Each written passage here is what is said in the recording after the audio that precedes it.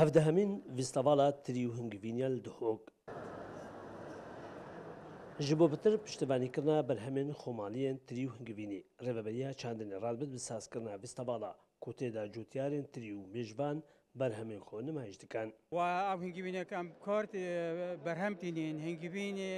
heseb menteqeya û jîngeya hingivînê deştê me hey û hingivînê navşaxan me hey. Dizanîn yani deştên me germ in zî giya dibehîtin û em naçar bîtin ke koçberiyê hengê xwe bikin. سيوبين جودا بشكل كذي بيستحف أوت كبد مات قديما يبقى موج أوت كبد ني جهنك كيف أنا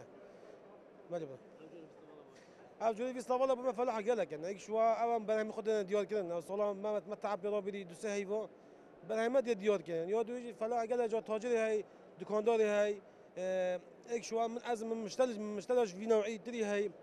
خليك استفادة جوال جتري بنيت بايزتين بخواش تلاجت بان ارسال مشتركات كاين سه چهار نوعیت هنگوی متعینی سه چهار منطقه شانه هی دوبه هی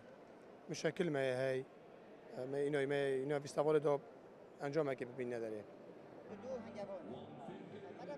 Rêveberê Şîretgariya Çandinê û ên ji serpereştiyanên vê vîstevalê jî wesa behsê giringiya van cora vîstevala dikat.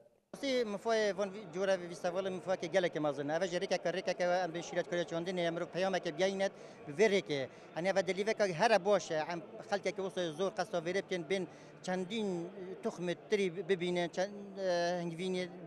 جورا همی دورا ببیند بر همه هنگوینی ببیند مثلا پندوای هنگوینی شمای خانه سرمیرای کلو پلت میشه وانن همی دلوره نمایش کردن و وقتی که کرد وانتشت همی دب چابت خوب بیند.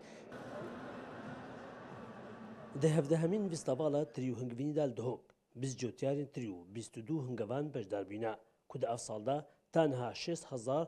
tanên tirî bi nêzîkî 128 coran ve hatîne berhem înane û nêzîkî 130 tanên hingivîn jî hatîne berhem înane. Şîro Xidr, Kanalê Kurdisan, Duhok.